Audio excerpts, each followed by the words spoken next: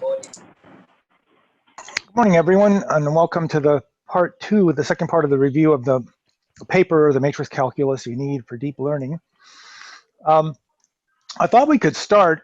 Let's see, we've got like, 12 people here. Maybe we should wait a few more minutes before we start. And we can start out with maybe some questions that people had from the first part, because last time we read through, I think through section 4.4, and there might be some questions left over, which we could talk about briefly, and then I'll review a bit, and then I'll give you an overview of the last part, and then we can get started reading, and then after that we'll discuss. So yeah, I think so. Is there any questions that people might want to ask before we get started? Yeah, Joseph, I have a question actually in relation with the CS, the Stanford matrix representation, and I wanted to kind of connect it with this. So I'll share the image on Slack. Sure. And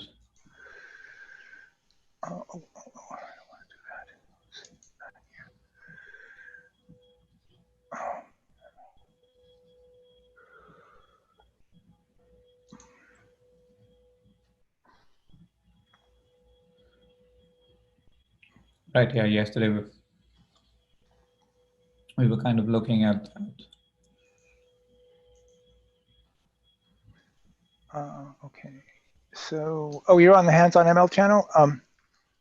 Is that the one, or should I move it over? Yeah, move it to the Matrix Calculus channel. That's better. Okay, I'm not in that channel. Let me. Oh yeah. Okay. Let me quickly. Yeah. So this is. Oh, okay. You're trying to relate what we did yesterday to this one. Right. Well, yeah. So do you have a specific question about it, or did? Just wanted to figure out, I still kind of missed out the flattening part of it. Yeah, well, the way we've presented this, and we should take this offline after just a few minutes, but what this is a way to, he didn't want to get into the Jacobian notation, which we're learning. So instead, he just made all the parameters into a flat column vector. And you know, basically he flattened all the weight matrices into a single column vector. And then all you have to do is take the derivatives of each piece. And then you don't have to worry about the Jacobian notation. And I think he's eventually going to get into the Jacobian notation in this Stanford class, but for now he didn't want to talk about it yet. So I think that's what that is. Okay, yeah, we can, if we have time in the end, yeah, I have some specific questions we can look at. Sure. Okay, but since the others haven't gone through the Stanford class or not expected to, we should probably discuss that offline, not in this class. Any other questions? I know that. Let's see. Yes, sir. This is one, Sean. So yeah. I saw your answers for the question 3 and question 4 that I asked, and would you mind like just quickly walk through that? Yeah. So Wenqing took advantage of the Matrix Calculus channel to ask some. Or actually, I moved his answers to the Matrix Calculus channel, but he posted some questions on the hands-on ML channel that he had about reading when he was reading this section. And so let's see. Yeah, and these were good questions, so it may be good to review them. So if you go to the Matrix Calculus channel or the hands-on ML channel, you can find Wenqing's questions. So the first one, he says, what does the function f represent in the context of a neural network? It's actually the Stanford CS224N channel. That's where I posted the question. Oh, you posted. Okay. Well, I put them all on the Matrix Calculus channel. So you can. So let's look at them on the Matrix Calculus channel. See, but I posted the link to them, so you can go. You can start at the Matrix Calculus channel, and then you can link to them on the Stanford 224 channel. See if that works. Does it work? Let's see. Yeah, let's see.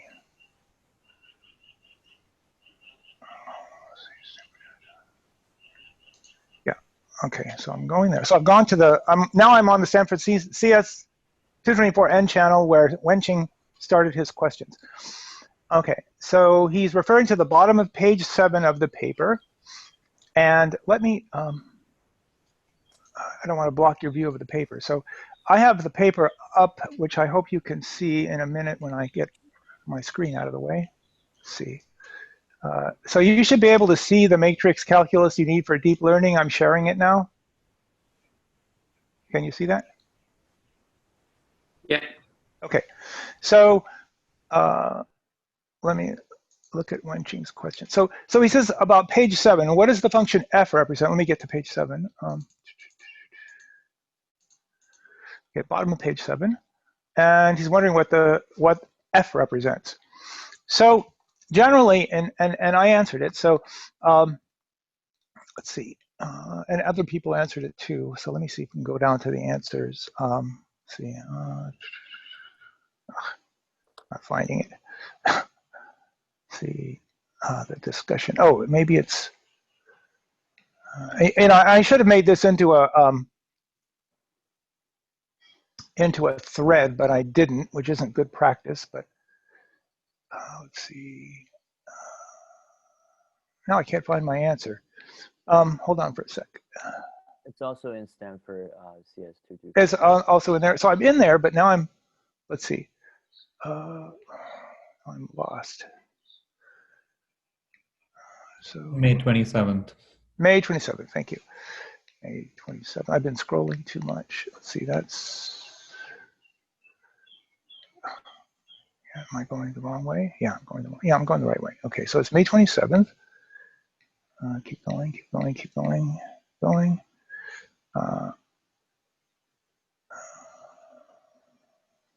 Okay, I see.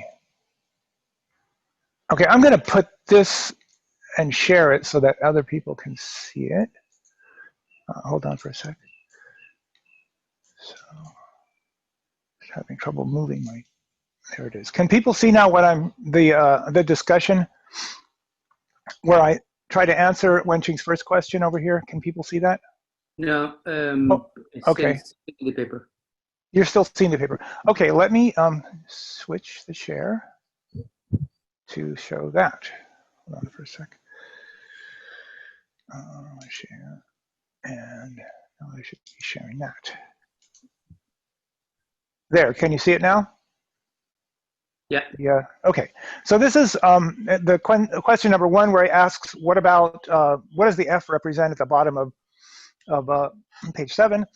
And the functions which we're talking about usually are the let's see.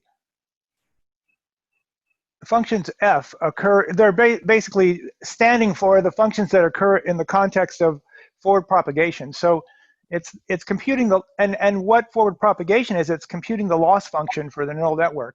So the functions represent the dependence of the neuron outputs of a layer on the or the activations in terms of the inputs to the layer. Or they could also represent, or f could represent the loss function itself. It just depends on the context. Does that make sense?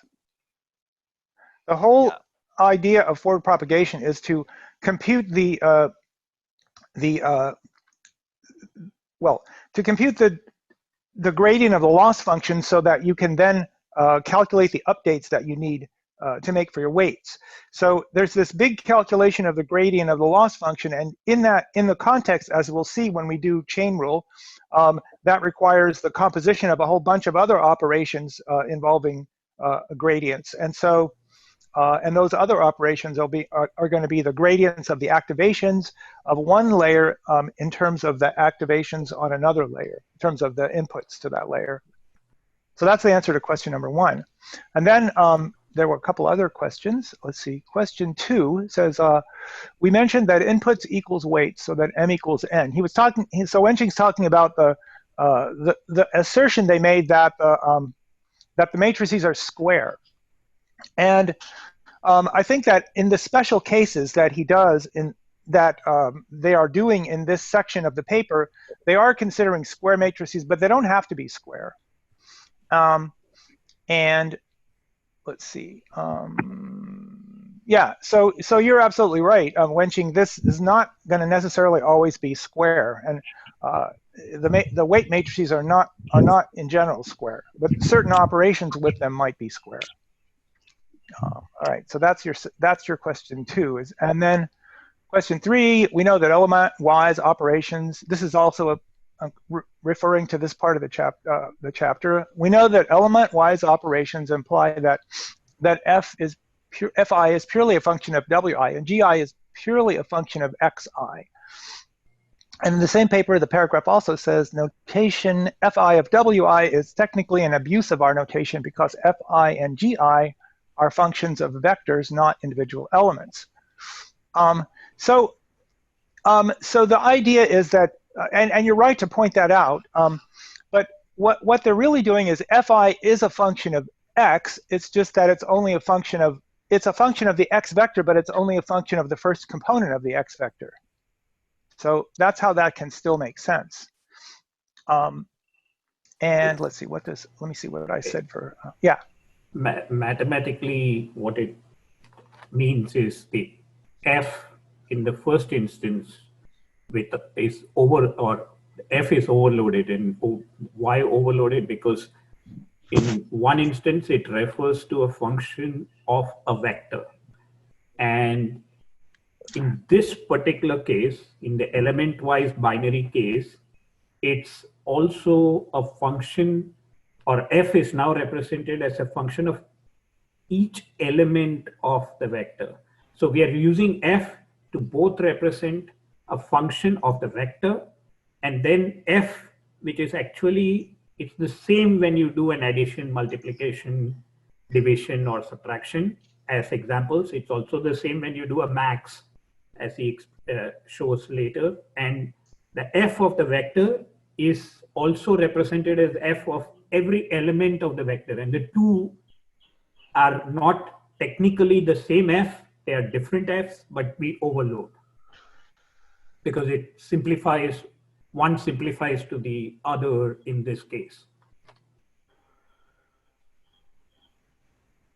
Yeah, so you can still think of f as a function of w, of a vector w. It's just that now you can think of the vector to be wi, which is a vector consisting of all zeros except where the ith component where you put in wi. So that's how you can think of it still as a function of a vector. And then let's see, you asked, there was a second part to your question, Wenching. Let me go back to question 2. Let's see. And if you think about it, it's question wait. 3. Oh, question 3. Sorry. Second part of question 3. What does the element-wise operation look like in the context of a neural network? And the answer is that it's the application of a activation function. So that's an element-wise operation where you apply the activation function, like the ReLU, to every element in the matrix one by one. Okay. And then the third part of your question is, let's see, where is the element-wise? Let's see. It's not, based on what it says, is W1 a derivative of F actually a vector in the Jacobian matrix below? So I'm not sure what you meant. I think I answered your question, the third part of your question, but maybe you could rephrase it, and if you're not happy with the answer I gave. Wenching? Let me see. Oh, I was just saying, like, in that matrix that I took a snapshot of, is that W1 still a vector? Or and W2 and W all the way to the end? Now, okay, so now, let's see. No, the W, as soon as you say W1, W2, W3 and stuff, those are the elements of W, therefore they are the scalar. So yeah, W1 refers scalars. to the first position of W. So it's the scalar value which is in the first position of the vector W. That's W1. W2 is the second element of the vector W. Yeah. So yeah, in this case, these are this is a scalar. It's not a vector. This is the 1 element of dy dw. And here they're using the notation correctly. They're not, you know, this is a scalar notation. It's f1 is a scalar function and w1 is a scalar element of the weight vector. Okay, and then why the fourth question? Why is it general? Okay, and I think Srinivas answered this question. So. Did you want to clarify your question or ask or rephrase it or whatever? I just didn't understand why fi wi equals to wi. Is it because it's an identity function? Because I only understood it in the context of identity function. Yeah, it's not a general. It's not a general expression. He's trying to do a special case here where the function of the vector is the function of the weight is the weight. Because remember he's trying to do the case of w1 plus x, or excuse me, w plus x. You know, do the Jacobian of w1 plus x, or the Jacobian of w1 dot x, or the Jacobian of w1 minus x. These are all special cases that he's doing. And what's a special case? What's a special case? These are special cases that apply that you'll see later on in the downstream when we look at the gradient of the loss function, when we do the whole calculation. Okay. Okay, so you just have to be patient. He's building up pieces from which he's going to assemble them all together in sections 5 and 6. So that brings me to basically a quick review of what we're doing.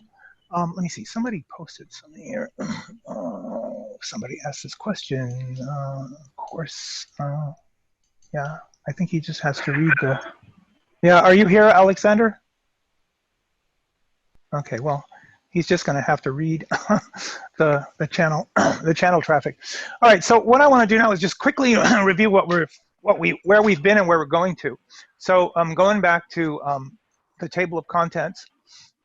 So we've done sections 1, 2, 3, 4, all the way through 4.4, and this is the section here that that we're talking about vector sum reduction, where you're well, the last thing was vector sum reduction. We were talking about stuff that occurred in section 4.2 from Wenqing's questions. So today we're going to delve into the chain rule, and first we're going to do it for single variables, and then we're going to learn something called the single variable total derivative chain rule. And then we're going to look at the general expression for a vector chain rule. And then we'll have all the tools that we need to calculate the gradient of the loss function. So then the first section, the first application section is this, is section 5, where we'll show how to calculate the gradient of neuron activations. And then finally, section 6 will calculate, because these things are going to be components. The gradients of the neuron activations are going to be components, pieces that go into the calculation of the gradient of the loss function, and so then we'll take care of going through that part, and then basically that's the end of the review, and then there'll be a short summary. So let me just back up and, well, actually go a little bit forward and review some of the highlights. This is the this is showing what the what a neuron looks like. A neuron has. Sorry, yes. I think you're still sharing your Slack channel. I'm sorry. Let me. Somebody should have notified me of that before. Hold on for a second. I'll make sure we're sharing the right thing. Let's see. Thank you for that. All right, back to the paper. Okay, so now I have to back up. Are you seeing the paper now? Yeah. Okay, thank you. Okay, I'm gonna back up because I thought I was showing the table of contents and I wasn't. So there's the table of contents. So we've been through sections 1, 2, 3, and most of and about half of section 4. We've been through section 4.4. So what we're going to cover today is section 4.5, the chain rules, which is the sort of the last important, the last important theoretical piece that we're going to need. And then, hold on, I'm going to close the door to my room here.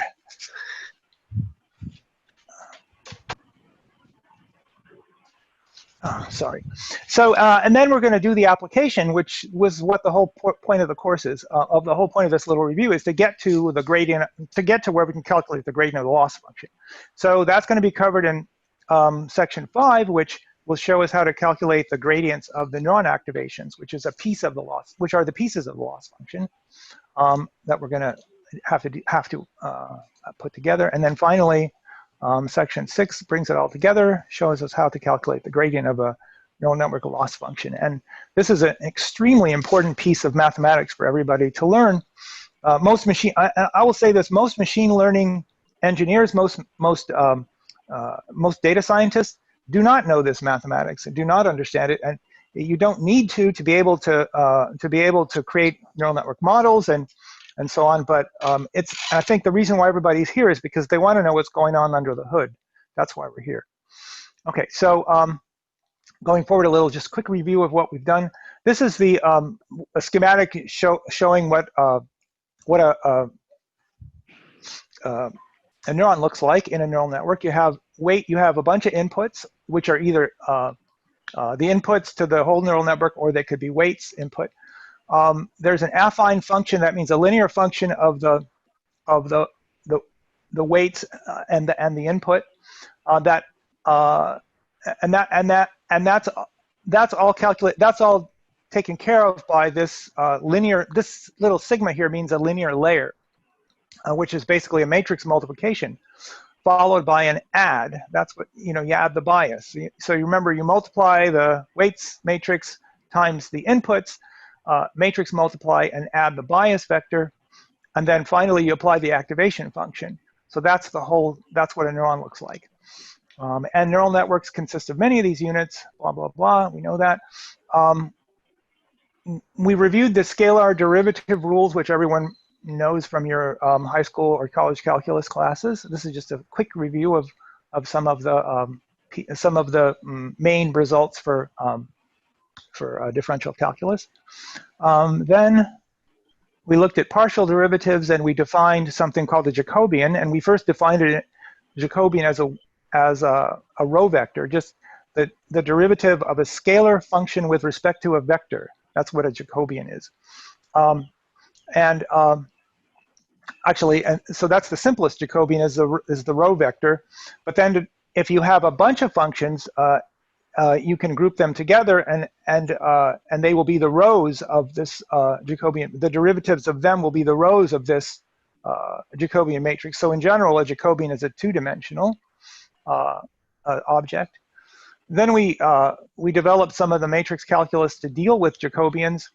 So here's the general case where you have a Jacobian being you have two functions that you want to keep track of the derivatives of, and so each one has a gradient that is a row vector. Each one of these has a gradient that is a row vector. And in the most general case, you could have m of these functions, and they could be functions of n variables. So you could have an m by n object, a general two-dimensional Jacobian. All right. And they talked about that here. This is a generalized version of the Jacobian. You have n variables, and you have m functions, and that's the generalized version of the Jacobian. And then this is what Srinivas called attention to last time. This is a really nice diagram to keep in mind, which sort of summarizes all the things we've done up until now. And it talks about how to take the derivative of a scalar function, if it's just a scalar, if it's with respect to, if the function is a scalar. So the column here is the function, is the description of the function, either a scalar function or a vector function. A scalar function is just a 1-by-1 matrix. A vector function has, is an m-by-1, where there are m different functions in the vector. And then this on the rows here, this is the dependent variables. So here the dependent variable is just a scalar x, and here the dependent variable is a column vector x. So now this tells you what happens if you take the derivative of a scalar function with respect to a scalar variable. You just get a 1-by-1 matrix, a df/dx. This is the case that everybody's familiar with from high school and college calculus. All right, but what if you take the derivative of a scalar function with respect to a vector dependent variable? then you're going to get this Jacobian row vector that we talked about. And what happens if you Just have... one point. Yes, sir. The x is a dependent variable or independent variable? We take derivative with respect to independent variable. I'm sorry, right? you're right, you're right. I erred. That is, what I meant to say was independent variable. Yes, you're correct. So I'm wrong, and the gentleman pointed out that this variable here is called the independent variable, not the dependent variable. Okay, thank you for that.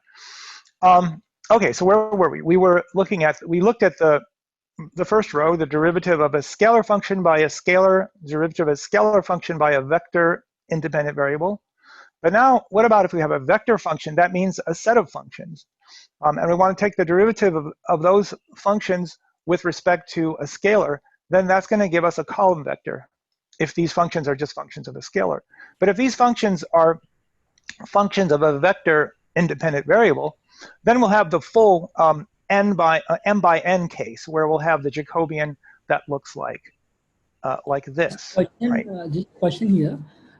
So the f in the function that we are referring to is it only the feed-forward neural network functions? I mean forward propagation functions, or it can be even the backprop?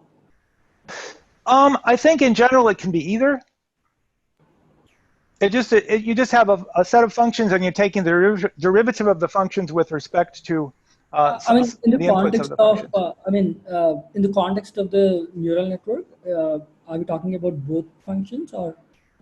In the context of neural networks, so far we're talking about forward propagation so far. Okay. Oh, yeah. Thank you.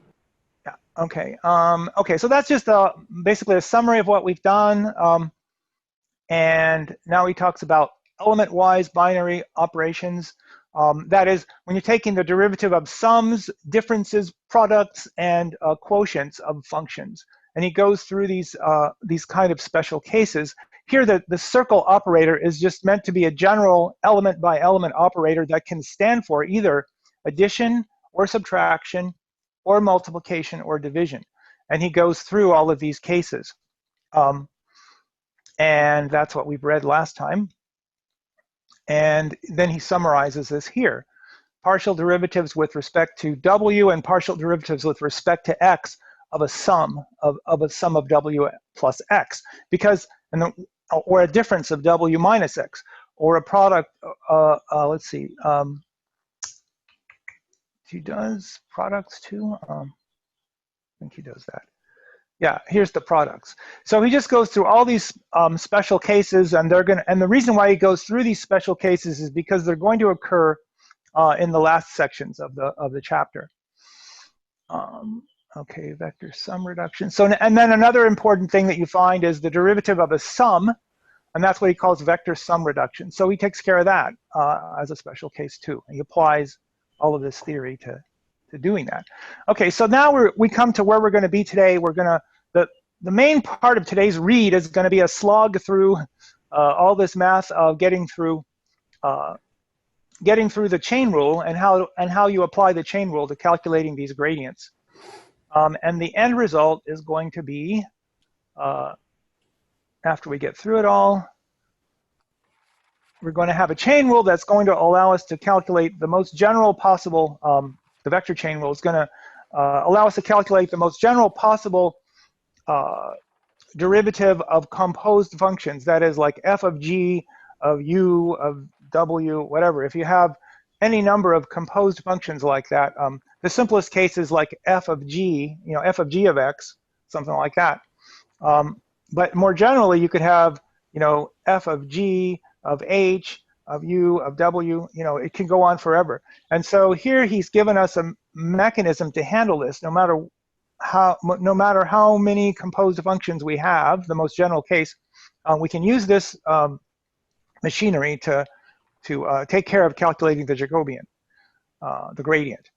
And this is what it looks like in the case of two composed functions, f of g of x. It turns out to be the products of the two Jacobians. It's really cool. It's really nice machinery. And so, having developed that machinery, now he shows a general case of.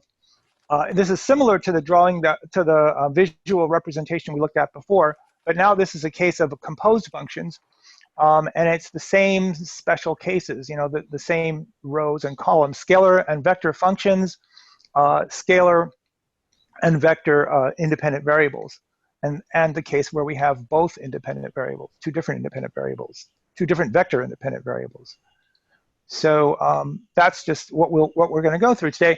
And then finally, section 5, we're going to start to see how it's applied in calculating individual components of the gradient of the loss function, gradients of activation themselves. And then we'll develop some rules for doing that. And then finally, we'll put them all together and see how to calculate the gradient of a loss function, which is the end result of this paper. So we have gradient with respect to bias, gradient with respect to weights, and then that's the end. And where we go from here is this paper. If you wanted to keep going, you could look at this paper on matrix calculus, which kind of extends what's been done here a little further. But anyway, after section 6 here, you're gonna be all ready to go. You're gonna have all the mathematical machinery, or most of it, under your belts for neural networks. So with that, are there any more questions before we start reading? Yes. Quick question. Is there a good resource to kind of learn even the stuff that's like, I mean, of course, incorporated here, but more simpler or more basic stuff about all of this related to machine learning, matrix calculus? I think you mentioned a course. Yeah. Yes, the Coursera course from Imperial College. It's a 3-part course, and the first part is I think the first part is linear algebra, and the second part is multivariable calculus, and the third part is principal components analysis. And it's really well done. It's based on a new book called I think it's called Mathematics for Machine Learning. It's available freely on the web. It's by Diesenroth. I think did I not put that on the channel? If I didn't, I got that copy of the book. Yeah. So that's a very excellent place to start. It's suitable for self-study, and you could if you have questions, you can just ask questions on this forum somewhere, and people will jump on them. Cool. Thank you. Appreciate it. Welcome. All right, everyone. So Yes, sir. One more question. I went through this course that you were talking about. I tried to enroll. This course is missing the probability and statistics part. So any good course for that one? A good course for statistics? I've taken the one from MIT. I found that one to be very good. Probability, I forget what it's called. Let's see, I have the textbook somewhere. If you can give me that course then. I mean the course code. I think it's 6.02. It's EDX. It's the MIT EDX course, and it's called 6.02, something like that. Is that the uncertainty or the fundamentals of statistics? Because the fundamentals of statistics is actually on week 2 right now. It's ongoing. Oh, I see. They now have a what do you call it? A specialization that includes a lot of different things on statistics. But there was one course on probability that I found really useful.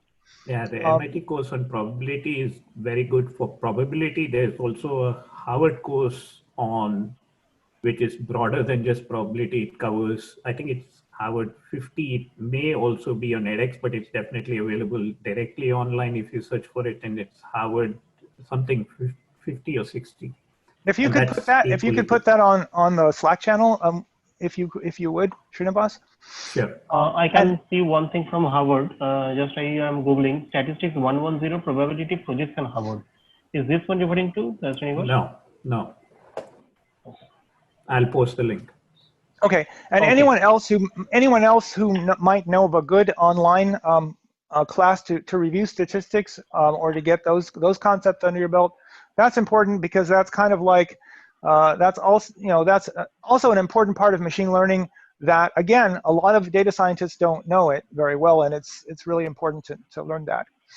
I'll look for on my own for I'll post the review. I'll post the link to the MIT class and any other ones that I can think of as a follow-up for today. Okay. Sorry, it is the 110. It is the 110 course that you were referring to. Sorry, I had the numbers mixed up. There's a CS50 and then a statistic 110. So it is the 110. I'll post the link. There's a lot of classes if you look on Coursera and also on EDX, but you got to be careful because some of them are specialized to the R language, which to me is a deal breaker. I know R and I can do it, but I don't want to waste my time on it. So exactly. make sure there is actually a lot of questions. That's why I asked in this forum. You people go on this thing, so you are a better judge of the courses. So sure. So if you're looking at courses on your own, just make sure that they're Python, that they're centered around Python. So okay, let me just turn it over to you guys and start. We'll go through this reading. We'll stop at 11:30 and then we'll have a discussion of what we just read.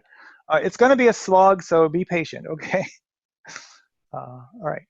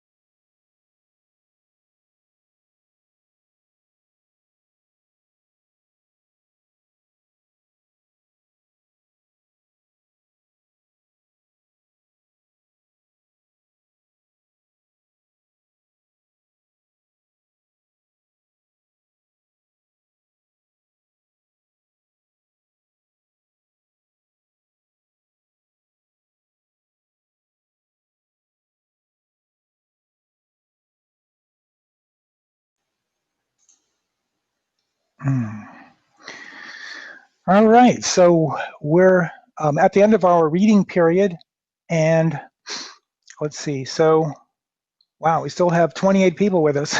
That's good. So, I guess we can start off if anybody has questions. Let me just yeah, I think we've already reviewed the overview what we're going to do. So it's a good time to ask a question if you have it.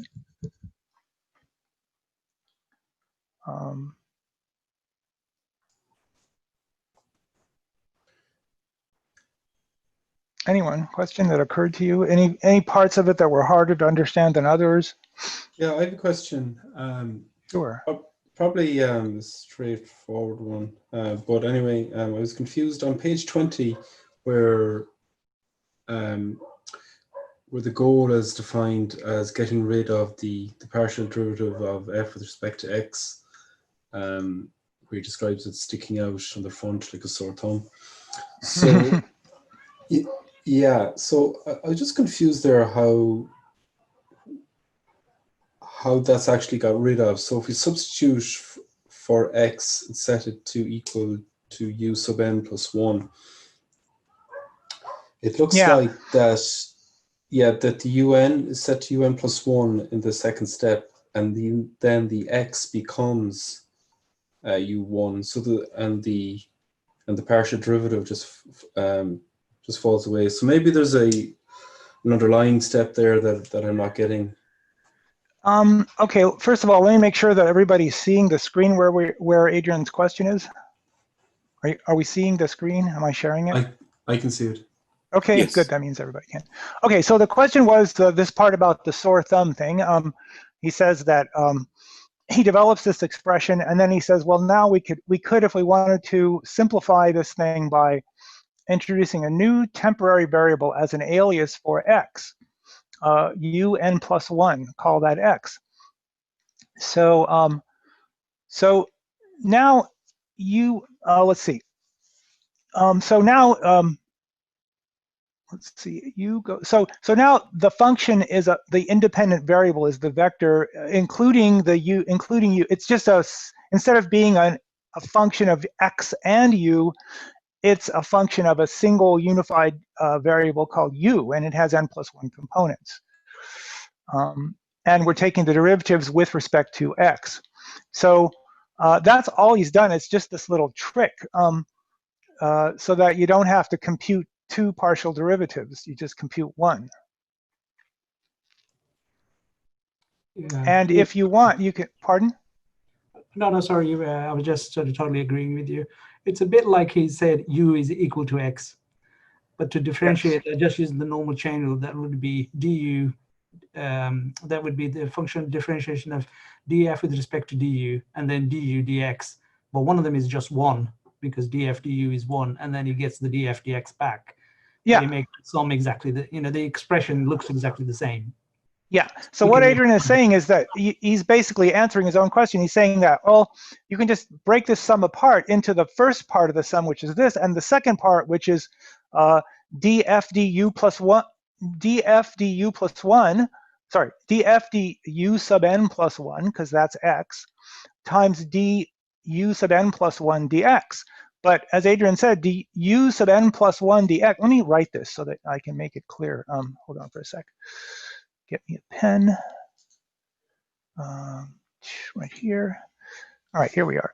So you can, what he's saying is you can look at the n plus 1th term. So this is equal to, I'm not going to write this all again. It's just equal to this thing plus the last term, which is df by du,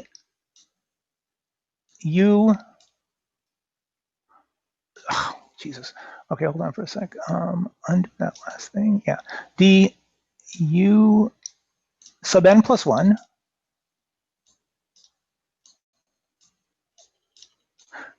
times du sub n plus 1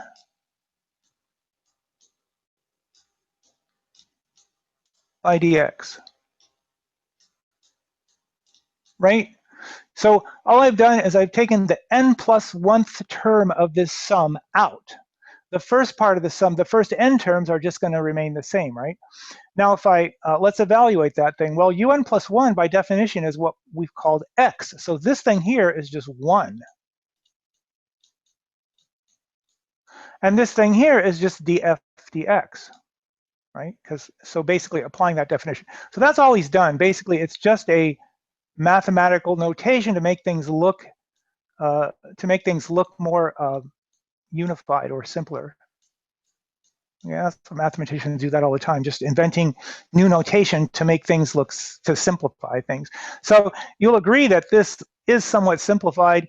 The question about whether it's worth it to introduce that new notation because of the extra confusion, I don't know. You can be the judge of that. Okay, so does that answers your question, right? Are there any other questions? Go back to my mouse. Everybody okay with this? All right. Can I erase it? Yes. All right. Any other questions as we go? So basically, you've probably, most of you, and I will bet that most of you, because that happened to me too, you'll get bogged down in this section 5. I bet a lot of people didn't finish section 5 because of all the math, right? So so you'll still have to look at sections 5 and 6. If I'm wrong, raise your hand and let me know. I mean, did most people not get through section 5? We only had 50 minutes because I talked too much at the beginning. Yeah, I didn't get through it. Yeah. Yeah. So if people want, I'll set up another session on sometime during the week to just go over sections 5 and 6. Yeah. People like that idea? Yeah, that sounds good. Yeah. Okay, I'll do that. I hope I can schedule a time that everyone can make. The only time I really have available is Wednesday morning at 9. Is that going to be okay? Yeah. Okay. Yeah, works for me. Okay. Okay. And if not, maybe we might have a recorded session, depending on how, because as I said, I've been negotiating with Sam to get these recordings available. So that's what I'll do. I'll continue this on Wednesday at 9 o'clock, and we'll do another hour and a half or whatever, or an hour, whatever it takes to get through sections 5 and 6, because that's really wrapping it all up.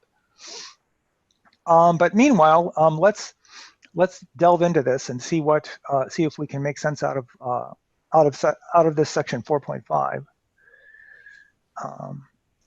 So back to the beginning. Where are we? 4.5. Here we go. I'm sorry.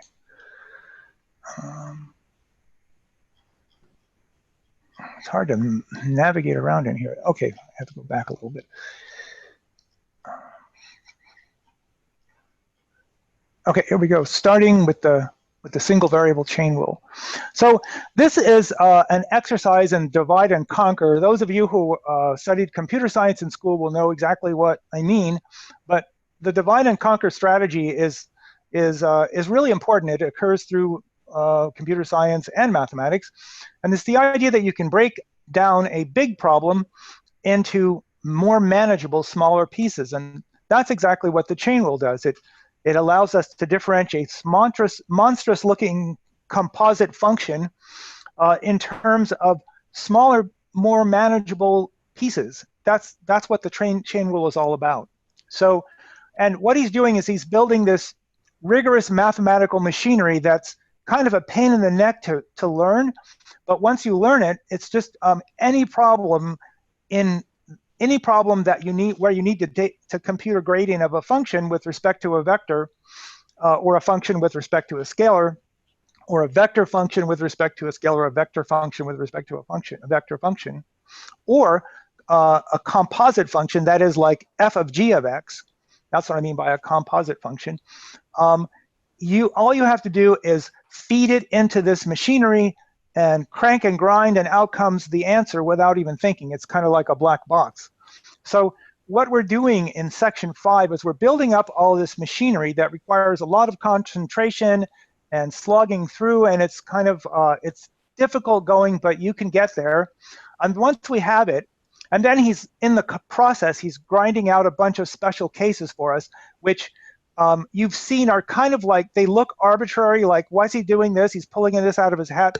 He's doing this all because these are the special cases that come up again and again when you're trying to compute, when you're trying to do forward propagation and back propagation in neural networks. So there's specialized, there's special cases that occur in the context of neural networks, but the machinery itself is much more general. Okay, so we can just sort of start going through, looking what we're doing. Scalar functions, you all know that. You all know this. You know, dy dx, du dx, dy du, and you can write it two ways. You know, you can think of this as the du's canceling. You know, like that, because it turns out that these derivatives are really interesting objects. They behave like fractions, and so you can actually cancel out the numerator and denominator here. An equivalent way to write it is just to reverse the order, and you can write dy du, du dx, and then the cancellation would occur this way. So yeah, so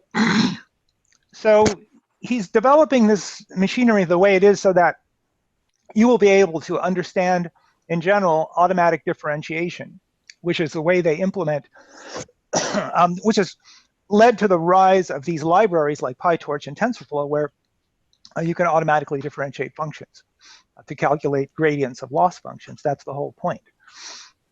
Okay, so yes. So I was a little bit confused by his explanation of the forward differentiation and the backward differentiation.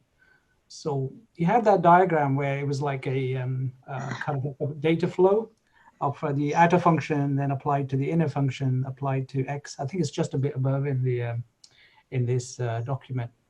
So when he says forward differentiation, which is du dx, dy du, why is that forward? So is it because the overall function is now a function of u, and then? I think he's trying to. It confused me a little bit too. This particular phrase here, but I think he gives a clue to how he's thinking when he says that he's thinking about it where you compute the change in each parameter first at the bottom level, and then you work your way up to the top level, which is the derivative of the loss function, which is the so this is the derivative of the deepest layer in the network, and this is the layer of the final layer in the network. The end of the calculation is the loss function. So you can think of ordering it this way. I don't really understand why you would consider it the other way. It doesn't really much matter because multiplication of scalar functions at least is commutative, so you can express it either way you want. So don't be bothered. I have one hunch regarding this one. Yes. I have a hunch regarding this one. So sure. Probably this is the way they are going to, if you consider it this way, say in the left hand side for the forward differentiation from x to y, what you are doing is that you are trying to calculate the rate of change of y with respect to x. That's what differentiation means. Yes. The same thing you are doing. So instead of checking how y is changing with respect to x, you are actually checking how some intermediate variable u is changing with respect to x first. Then you are checking how the y is changing with respect to that intermediate variable. So it's kind of like going from left to right. Yes. That's why it's called forward differentiation. Okay. In the case of backward differentiation, on the other hand, you are checking first how the output variable, that is y, changing with respect to the middle variable, intermediate. Then you are checking how the intermediate is changing with respect to the input variable. That's how backward differentiation works. You excellent. check how the output is varying, how the output is depending on the intermediate, then how the intermediate is dependent on the input. That's how backward differentiation works. That's why it's backward differentiation. Yes, that's exactly right. So what Subhasis is saying, I hope I got your name right, is that you're with backward differentiation, you're starting from the loss function and working your way back to the beginning of to the input, right? That's the order of operations. You start with y, which is the loss function, and you work your way through the intermediate variables all the way down to the input x. So it's the order of operations is going from the right-hand side of the network to the left-hand side of the network. And so this is why it's expressed this way. On the other hand, forward differentiation, you're going from deep in the network to the end. You're starting with the first layer, and then you're progressing through the intermediate layers towards the end layer. So it's just a different way of, it's the order in which you do things. It's a different way of thinking about things. It's corresponding to the data flow in the network. Yes, that's a good way of saying it. Yeah. Okay. Yeah. So now what is he doing? He's showing how to do an example of a deeply nested function. This is kind of a good example. 4 levels of nesting, or 3 levels of nesting, whatever you want to say. So this is good practice to go through something like this. And he gives you a blow-by-blow example of how to do it with this example, right? He's got this example of this really horrible-looking function, log of sine of x cubed quantity squared. So that's a nasty-looking function. But then he shows how you can work your way through it piece by piece and get to the answer. And so he calls these, he defines these intermediate variables. And how does he just do that? He starts at the inside. He starts at the inside nested level, f1 of x, and he calls that, and f1 of x is sine of something, right? And so. Quick question, Joseph. Sorry. Yeah. It's a net, but it was bothering me. Isn't it actually ln of sine square of x cubed? Because it's, as written, because. Yes, exactly. Yes, you're right. That's how I would write it. Yeah. But I think you're right.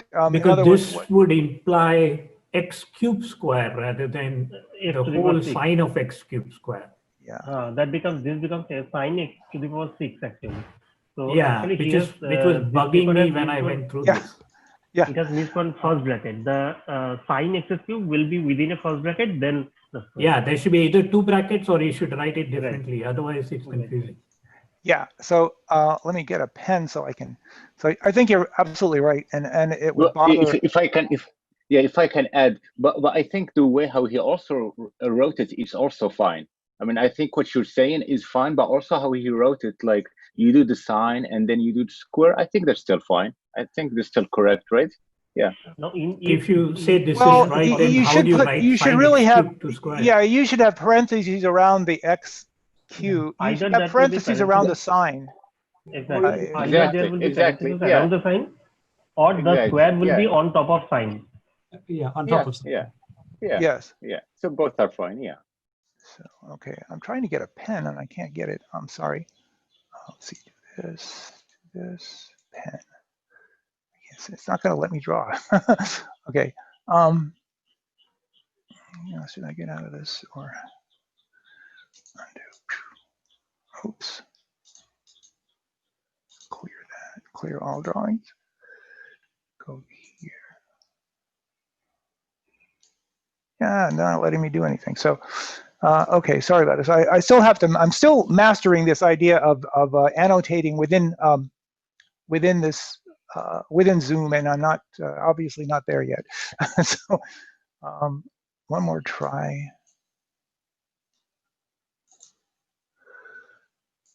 And nope, it doesn't let me do it.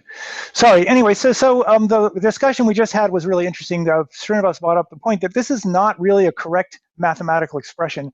If they wanted to, what they want to do is they want you to compute x cubed, then take the sine of x cubed, and then take the square of that, you see.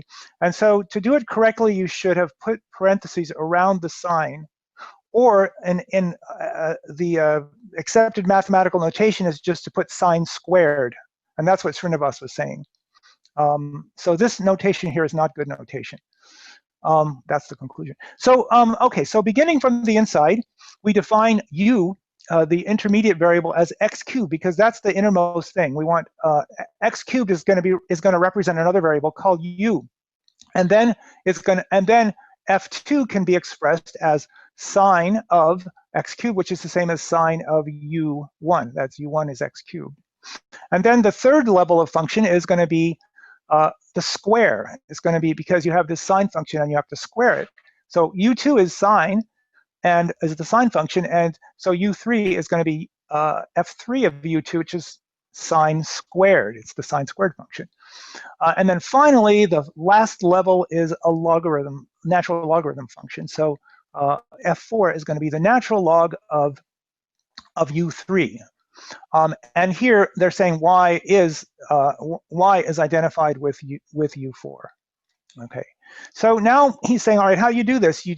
We've defined our intermediate variables. Now we just crank and grind. You take du1 by dx. And here, this is a problem that someone has pointed out. I think it was Wenching. This typos. This should be d by dx, the first one. The second one should be d by du1, d by du2, d by du3. They left out the d in the denominator, and that makes it look funny. And also in the first one, it shouldn't be u sub x. It should be x. It should be d by dx. So does everybody see that? If you're taking notes, just correct that in your document. All right, and then so the rest of the part is, so this part is du1 by dx. u1 is x cubed, so it's just the derivative of x cubed, and everybody can write that. The derivative of sine u with respect to u is cosine u. The derivative u squared with respect to u is 2u, and the derivative of natural log of anything with respect to that is just 1 over that, the reciprocal, right? So now you combine everything together, and this is how the chain rule works for these one-dimensional, for these scalar functions. So the nastiest looking scalar function you can think of, and you can deal with it straightforwardly by this divide and conquer strategy, and you actually get an answer. So if you're doing this, you should go through and make sure that you can reproduce this answer, that you understand all these steps. That would be important. And then finally, so he's got an intermediate answer here. The last step is to substitute back for the u1 and the u2 and the u3, get it all back in terms of x. And so now you can write dy dx all in terms of x. Okay, and here is the visualization of the data flow from the innermost layer to the outermost layer. And we saw how that goes. We started inside of the innermost brackets, and it was just x, and then cube, and then sine, and then square, and then log. We had to implement all of these intermediate functions and differentiate them. So is everybody all right with that example? Okay. So now he goes through this thing which he calls the single variable total derivative chain rule. That's a mouthful, but so they've already got a chain rule here. That was the end result of this section here. We got a chain rule for scalar functions, and now he's trying to extend it to a chain rule for multivariable functions, and that's what's going on in this section. He goes through. I'm not going to look at all of this, but he goes through an example of how you can get screwed up here if you don't be careful, and then he introduces let's see, the whole idea of this multivariable derivative is to be able to say what happens to the function if you tweak any of the independent variables. And now you can have many different independent variables, not just one, like the one in the last section. So he introduces the thing called the total derivative, where if y is a function of many variables, you write the total derivative as dy dx, but now you expand it in terms of the partial derivatives, and it looks like, and then it would look like this. So this is an example.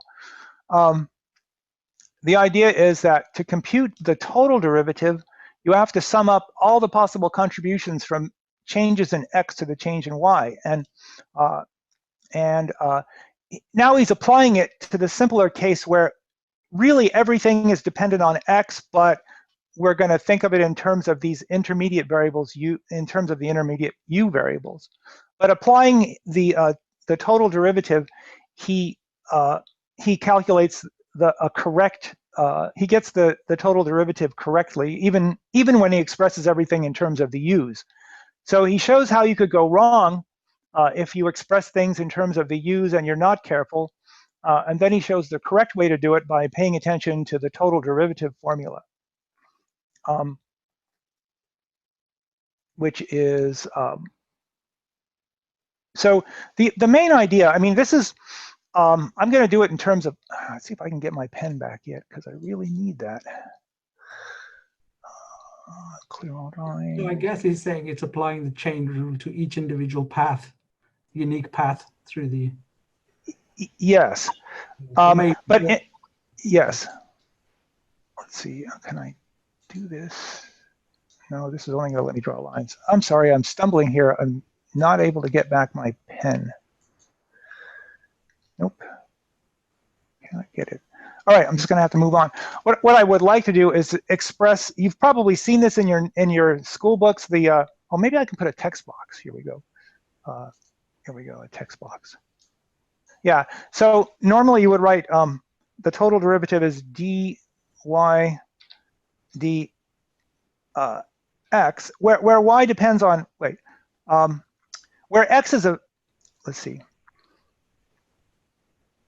The idea is if x has components, then you would have to write this as, I'm going to have to write this as partials, because I don't have the backwards 6 symbol. So partial of y with respect to x1, let's see, and I have to use a dot or multiplication symbol times. Instead of writing partial, maybe you can just write del. Good idea. Partial del instead of d. Partial with respect to del, backwards 6, that is, times del of x1 del of x, and that's the first term. And let's say we have a function. So what I'm trying to do is a case where y is some y can be expressed in terms of x1 and x2, two different. It's a two-variable function, the simplest kind, right? And so you could then break this up into parts. And then x1 and x2 are themselves dependent on some other variable x, some scalar variable x. So you first have to compute the contribution from varying x1, and then you have to compute the contribution from varying x2. So how I would write this is del x2 times del x2 del x. So do you see that this is the contribution? This is the variation of y with respect to when you twiddle x, then it has an effect on x1, and then that has an effect on y. That's one piece of it. And then when you twiddle x, you also twiddle x2, and so that has an effect on y. So I should write down my assumptions here. I'm assuming that y is a function of x1 and x2, but x1 and x2 depend on a third variable x, on a scalar x, right, on another variable x. So if you want the total derivative, how y changes with respect to x, you have to go through how the contribution from changing x on x1, that changes y somewhat. The contribution of changing x on x2, that changes y somewhat. And so this is formally how you'd write the total derivative. And he introduces this notation that I really don't like because it's confusing, and it's not the way I learned it in school. And most people that learned it in school, you have a d. The total derivative is just df dx here, not partial. But we have to live with his notation. So this is the notation they introduce. And so here it is in terms of our particular problem, where we have, let's see. Well, okay. Here he has the same problem with U2 and U1, and they depend on X. And it looks like I left out a term, right? df dx. So I have x1 and x2. Let me just change my notation to be consistent with theirs.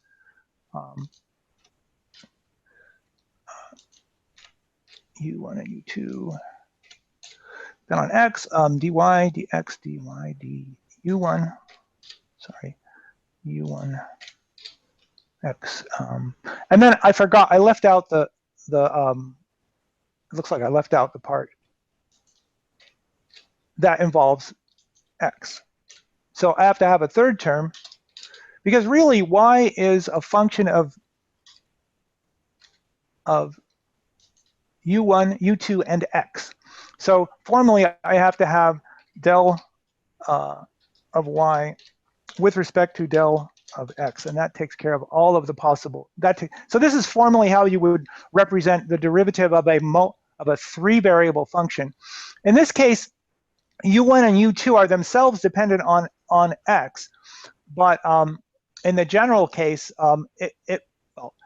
in the general case, this formula would still work, and it also works in this specific case, whereas the method that was tried above didn't work.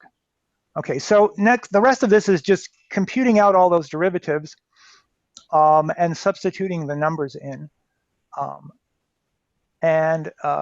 So this is the single. This is the most general way to state it. The single variable total derivative chain rule. So here's the single variable x. There's a bunch of other functions that depend on x, and then this is how you would state the chain rule in that case. Is everybody okay with it down to here? Yeah. So basically, we're saying the function itself is actually just a function of x. Yeah. We break it down to make it kind of digestible for the partial for the chain rules. Where we introduce a whole lot of these other variables, u1 to un. Yes. This is the way to compute the overall derivative. Yeah. Okay. Yeah, and this is what happens when you have composed functions, because the composed functions can get very complex, and so this is how you would, and you've probably done this in your in your single variable calculus classes. You've done stuff like this. I would think. Okay, so this is kind of an intermediate step where I got to get out of this box, out of this. See, now I'm stuck in the text box mode. Everywhere I click, it creates a new text box. It's like I have honey on my fingers and I'm touching everything and getting honey all over everything. I'm gonna see if I can clear all. Yes, that did it. Okay, so nope, it's still trying to. I need my arrow back. Okay, that's better. All right, so he goes through, shows that it gives you the right answer in this particular case, but then he generalizes it to a variable where you a case where you really do have many different variables going on. And I think, let's see. No, this is just the continuation of doing this calculation of these nested sub-expressions like we did above. So this is just the algebra that you all can go through that we already went through once, putting together the partial derivative. But then I think yeah, one point I would make, especially when you translate this to actually applying it on neural networks problems for back propagation calculated by hand, it's important to pay attention to what he says in the paragraph if you move up just a little bit, because the key thing is the total derivative is still an addition. It's not an addition because of a function having the plus sign. It's an addition regardless. For example, he uses just the example of x cubed to derive that, and made up of x square and x. And that's important to get your head wrapped around, because that's not otherwise obvious. And somebody mentioned this earlier, and that's a good way to keep that in mind, is every path from x to the output would need to be weighted. So in an x cube where it gets broken up into x squared times x, it's not the multiplication sign. Both parts should still be added when you calculate the total derivative. Right. So maybe we should go through one of these examples. So what Srinivas is saying is that the sum is not because we're differentiating a sum of functions. It's because the total derivative is composed of contributions from each of the separate intermediate variables. So let's look at just one of these examples expanded out. Okay, so let's look at this one. Du2 dx is plugging into our formula. It's dx by dx plus du2 du1 du1 dx. And or maybe we should just go all the way back. Actually, this is a good example because bottom line, what I'm trying to say is sine x plus x square. So one shouldn't think that it's because of the plus sign that there is the addition, as he shows with the next example of just taking x cubed, which he breaks it up into x squared times x. And in where's that example? Oh, there it is. Okay, right, let's here. look at that example. Yes. This is a good example to look at then, what Srinivas is pointing out. So, oh, what happened to the? I mean, the consumer. Yeah, so u1 is x squared and u2 is x times u1. So u2 is the x cubed. And so now let's just plug in our formulas. du1 by dx is 2x. du2 by dx is just u1. Even though we know that u1 depends on x, also we're ignoring that for this purpose. We're treating u2 as if it were an independent variable, but it still works. And then the other piece we need is du2 by du1. So if you differentiate u2 by u1, you just get back x. So those are all the pieces. And now we put them all together, where y is going to be, in this case, f of x, u2 of x and u1. So y is x cubed. And so the total derivative of y in this framework where we're looking at these two different intermediate variables, u1 and u2, we have now a function of three variables, a function of x, comma u1, comma u2. So we have to apply our chain rule as as we stated it above. So we have the du2 by dx times let's see, it goes du2 by dx times it goes du1 by du2 by u1 by du2 by du1 times du1 by dx, that's one term, and then du2 by x is the other term. There are two terms here. Let's go back up to the general formula to see that. And here it is, the general formula for the total derivative. If you have a function of x and other intermediate variables, u1, u2, and so on, you go df dx plus df by du1 by dx plus df by du2 by dx. So those are the three terms we should be concerned with in this case. And I see, let's see, we have the du2 by dx. Oh, in this case, it's just u2. We only have u2, u1, and ux. u2 is x cubed. So in this case, we only have one intermediate variable. Sorry, two intermediate variables, but well, no, because u2 is not an intermediate variable. It's just the function itself. So this would be the df by dx, and this would be the df by du1 by dx. That's how you would make this fit. So you can see that, does everybody see that this equation is basically that total derivative function written out for this special case? It's only a little bit confusing because because u2 is really the function itself. They're already using u2 because it goes on from there to the sine and the log and everything, but u2 is just the function itself here. u2 takes the place of f in that general formula. So df dx, df du1 dx, that's the application of the general formula. And here it is all written out, and here it is 3x squared, and that's the correct answer we know. When we differentiate x cubed by x, we get 3x squared. So I think, Srinivas, thank you for pointing this out. It's good to go through one example of this to show. And Srinivas's point, as the author made, is that you are not getting this sum because you're differentiating a sum of functions. You're getting the sum because it's the contributions from the different parts, from the different, what we're calling independent variables. In this case, the contributions from x and the contribution from u1, which is x squared. Does that make sense to everybody? Or a little bit of sense? Joseph, can Yes. I ask a question? Why is he doing that? Trying to like, doing all these calculations in a partial derivative way.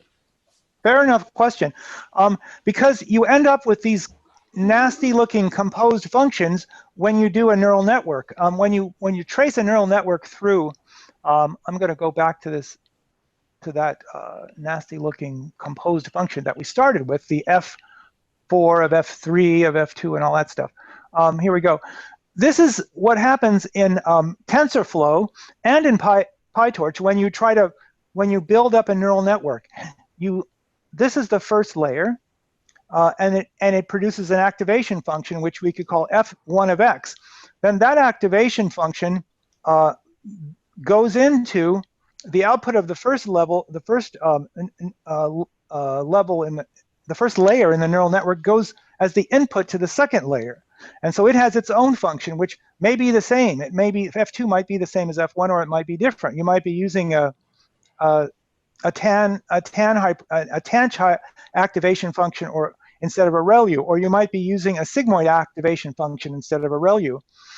So these composed functions are the same as sequentially sequentially propagating through the layers of a neural network, if that makes any sense.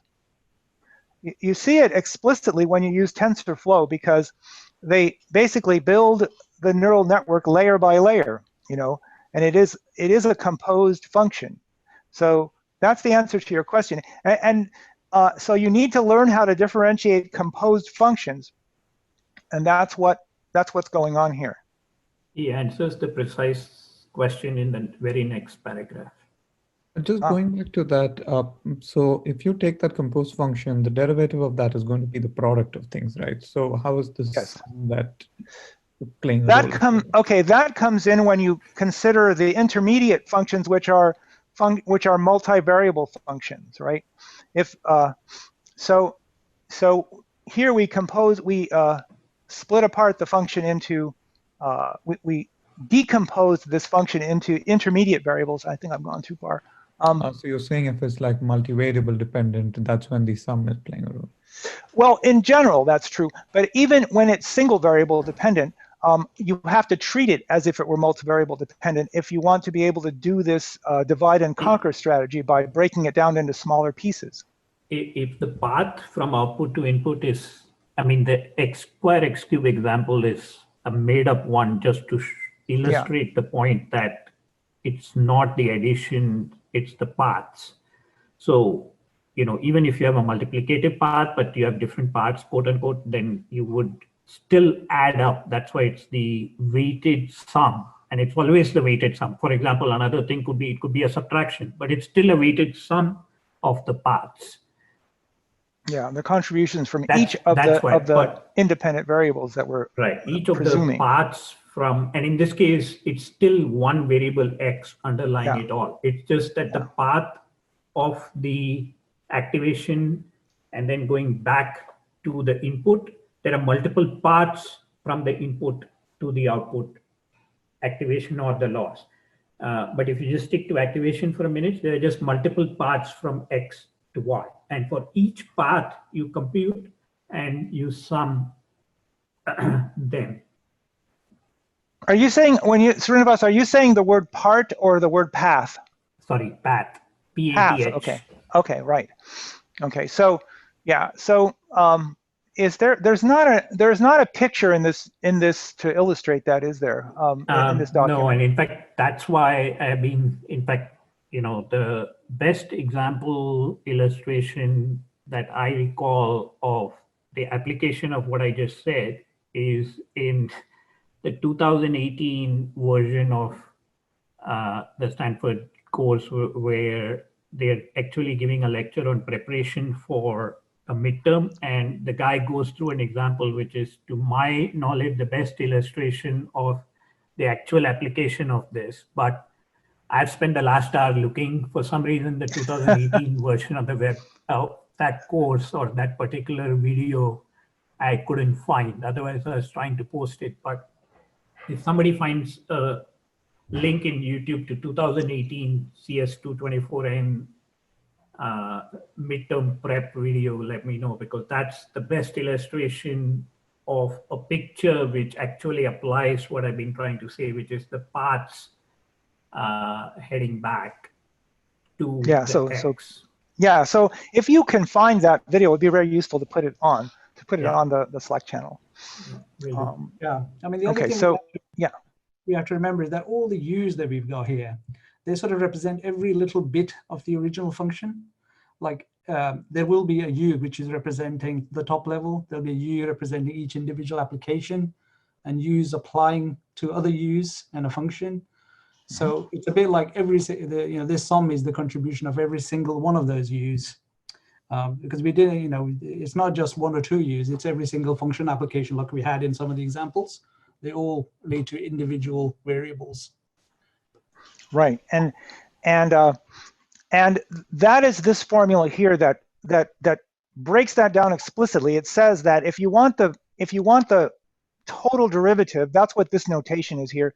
The total derivative. See, this is confusing to me because when I see this thing, it means df. It means this thing, but to me. But this is their notation, so we have to stick with it. I would write df by. I would write ordinary df divided by ordinary dx. That's the way I've learned how to write total derivatives in all of my math courses. So, and I'm a math major, so so that's what I'm used to. But the point is that this is writing it out explicitly for the case when you have these, when you start with it, because this is explicitly tailored for neural networks, right? You have an input x, and then you have a bunch of intermediate functions that are ultimately functions of the input.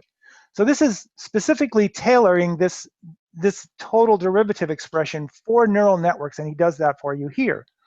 But keep in mind that we have that to understand the variation, the total variation of the function, which in this case could be the loss function, with respect to the input, you need to track the changes with respect to every single piece of that, every single layer of that neural network, and that's what these sum terms are doing for you. They're keeping track of all that, and the way Srinivas is looking at it is it's a weighted sum where the weights are these, the du dx, and the other. And so it's the weights multiplying by the change with respect to that piece. Okay. And then in a more, if you're a mathematician and you like a more simplified notation, you can use this instead. But they're the same thing as we discussed at the beginning. I think it's what the other person said, what happened to all the multiplications between the partial derivatives, because you have a function applied to a function applied to a function. But they're all gone away because we've had so many variables at the top level. So it's the way it's getting rid of that multiplication that we had originally, but it's still coming out because each individual bit is being contributed using the sum. Yeah, there's multiplications here, for example, that are there. This is the chain. This is one piece of the chain rule, right? So it is a product of things. Yeah, so it takes a little bit of getting used to all this, but once you do, once you have that in your mind, you can actually do these practical problems. Okay. So now he says, to reduce confusion, we use single variable total derivative chain rule to spell out the distinguishing feature between simple single variable chain rule and this one.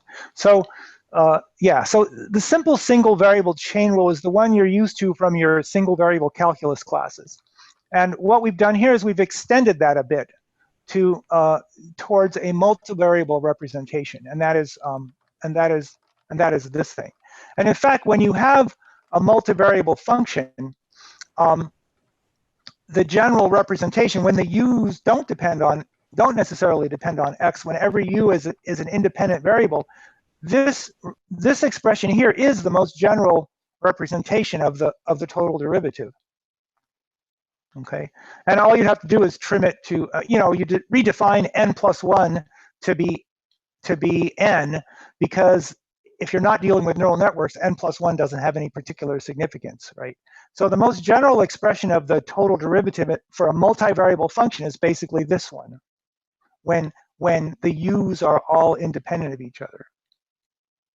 Does that make sense? Okay. So I've put a link on. I've put a link to some videos on multivariable calculus that might be interesting for you. There's Khan Academy, and there's also 3 Blue 1 Brown has some. So if you're not used to multivariable calculus and you need a little refresher, that might help. Okay, so now is the meat of this part, the development of the. Geez, I'm already over by 20 minutes. So that's why I'm gonna let me just go through this section, and then we'll do the rest of it on what day did I say I was going to do it? Wednesday. Wednesday at 9 a.m. we'll have session 3, and we'll finish this thing off, right? So this section here is developing the chain rule for vector functions, functions now, and vector functions and still single variable, right? So what is a vector function? It's just when a function has 2 pieces to it or multiple pieces to it, and they start out with a simple example. And let's see. So y1, f1. So here is a composed. Here's where each function, each piece of the y is each piece of this vector function is a composed function of a single variable, like we dealt with in the last section. And here's another function, and then you can compose the 2 of them together. You can consider, so you've defined some function f1, and you define some function g1, and then you can consider compositions f1 of g and f2 of g. So now you have this really complicated looking beast, but and now he shows how to handle it with the work that we've done so far. So it's basically just doing this same thing that we did in the last section twice here. Here we have a composed function in the first piece and another composed function in the second piece, and then we're just going through the same exercise that we did before of computing the total derivative of those things, right? And so he just goes through the mechanics of how to do that. You differentiate a vector function with respect to a scalar, and out comes a vector, which is what you'd expect. Okay, and then he says, okay, let's expand this notation a bit and try to understand it, and maybe we'll even understand it better. So he's able to write the result, this thing. This is the general formula here, but he recognizes that this can be split up into a product. This can be factored into a factor into 2 matrices. One is a 2 by 2 matrix, and the other was a 1 by 2 is a 2 by 1 matrix, right? And you should spend a little time convincing yourself that this indeed does work. In other words, if you multiply these 2 matrices together, you get back this thing. Okay. So what can we say? We can say that these are the weights. So there's 2 pieces. One is the partial derivative of the composed functions, and then the second piece is the weights matrix. And he writes this in a notation. This is a vector, the derivative of a vector function with respect to the derivative of a vector function with respect to another vector function. That gives rise to this 2 by 2. And then the derivative of a vector function with respect to a scalar, that gives rise to this 2 by 1 matrix. So part of this work is convincing yourself that this does indeed work. The Jacobian that we want then is the product of 2 simpler Jacobians, and that's what he's done here. So now he is able to write down this complete vector chain rule for this one level of composition, right? One level of function composition, f of g, and it's the product of these 2 Jacobians. And if you wanted to, you could extend this to nastier composed functions like f of g of h and so on. Then it would be, if it was f of g of h, it would be the product of 3 Jacobians.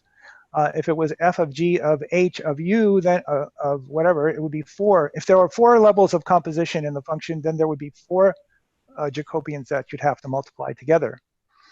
So So this is the machinery. This is the basic machinery that he's built for the last part. The last part is just applying this machinery to the case of gradient of a neuron activation in section 5 and then gradient of a loss function in section 6. So let's just sort of summarize where we are now. The gradient of a composed function can be written this way as a product of two total derivatives, and he breaks it down into cases where you have scalar by scalar, scalar by vector, scalar. That is, here we're talking about the functions being scalar or vector, and here we're talking about the independent variables being scalar or vector. So he breaks it down into all possible cases. So this would be a good thing to study once you've managed to get all the way through section 4.5. This is a good review to see where we've been and how you would apply this. So in other words, if you come up to a problem involving composed functions, you can reference a graph like this and understand immediately what the answer should at least look like. Okay, so I think I'm going to stop there, take a few questions, and then I'll stop there and we'll continue with section 5 and 6 on Wednesday at 9. Are there any questions? Okay. Well, thank you for staying with this whole thing. That took a lot of concentration and persistence. So we'll see you on Wednesday, and we'll get to the last of it. And if you weren't able to finish section 4.5, spend a little time to review it and get down to the end. But having been through pieces of it, I can't go through the whole thing. We didn't have time, but having been through all the pieces of it, you should be able to go through on your own and sort of understand what he's done. Can I just ask a general question? Sure. So with regards to the underlying mathematics behind neural networks, what I find useful is understanding the dimensionality. So when you take the transpose of a matrix and dot products and within the various layers, what the resulting dimensions will be as a result of that. But I know that's certainly more high level than this here, than what we're studying now. And I'm just wondering, have you encountered any specific examples of where this comes in useful? Is it for reading research papers? Because I've been using PyTorch and TensorFlow, and I haven't needed to understand this yet. And I'm just trying to marry this with the frameworks. So I can understand, yeah, for PyTorch, for looking at the linear function or a linear layer and the activation functions, it does give some intuition as to what's going on behind the scenes. But in terms of the design of the functions, I'm just, maybe I don't know enough about the underlying implementation yet. But you mean designing neural networks or? Yeah, because they're somewhat at a higher level than this, Yeah, well, first I'd like to underscore the point that you made, the first point you made, which is a really good one, and that is whenever you're doing calculations involving matrices, you should always make sure that you understand what the dimensions of the matrices are. In other words, if you're working with a column vector or a row vector or a 5x2 vector or a 7x3 vector, because you should always know what to expect out of a matrix calculation. In other words, you're propagating things from let's say a 20-dimensional input to a 2-dimensional output, and there's intermediate layers. You should be able to understand what do the weight matrices look like that get you from one layer to the next. What are their dimensions? And that's a really important point. As for specific design of neural networks, that's beyond the scope of this class, and I'm not really an expert on that. But I will say that what you're learning here, and particularly in sections 5 and 6, are how the black boxes of TensorFlow and PyTorch work. In other words, what's going on inside. As you said, you can be a working a data scientist and use TensorFlow every day and use PyTorch every day and never know what goes on inside because they're just black boxes that that take an n-dimensional input and produce an m-dimensional output. But I think it's important to know, at least for me, I think it's important to know what goes on inside. And I think that all of you are here because you feel that's important too. So yeah, I mean, you don't need to know this stuff. You really don't. But it's just for really to satisfy yourself that you really understand what's going on. Yeah, no, I completely agree. And it is to satisfy that that niggling of not understanding what's going on within the black box. But at the other end of it, I feel like there is some applicability to a practical implementation of knowing this, but I just don't know what that is. So yeah, I was wondering if you had any ideas on that. Yeah. No, thank you. Adding on top of that, I wish you could just give a real life calculation example going through a neural network and just comparing these abstract formulas to a real numbers in an example. I think that would be a lot more helpful.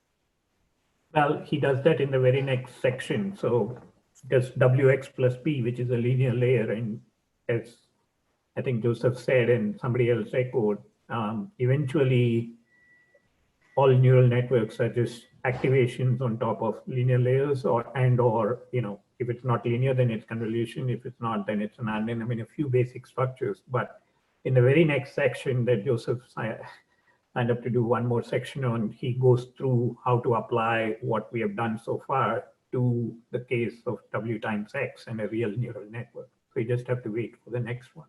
Yeah. Yeah. So yeah, you'll see the general case for a linear layer, which is Wx plus b, right? You've seen that. And Wx plus b followed by an activation. That's what a linear layer looks like, right? And in the very next section, we're going to learn how to do that. So that's and then you can just take maybe if you want, maybe we can try to come up with a practical example of a linear layer with real numbers or whatever. I know that a lot of people would be helped by that, but the first thing to do is to learn the general formula that we can then apply. Once you understand that general formula, then it's just a matter of plugging in numbers for any specific case. So it's very powerful to learn that general formula first, and then you can do anything with it.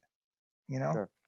Okay, so I'll keep that in mind. If we can come up with a numerical example on Wednesday, we will try to do that. To the person who asked why slog through all this, there's one answer at least from the guy who taught this course at or an equivalent, the convolutional image course. And there's a Medium post on it that he wrote, which I'll just post to Slack. Great. Okay. Okay. All right. Well, thank you, everyone. I really appreciate. I'm really excited to see all of you that are still here. I mean, we have like 18 people still here. We only started with 24, so we lost only a third of them. That's a lot less than I thought we would lose. So good. So I'll see you all on Wednesday, and have a good rest of the weekend.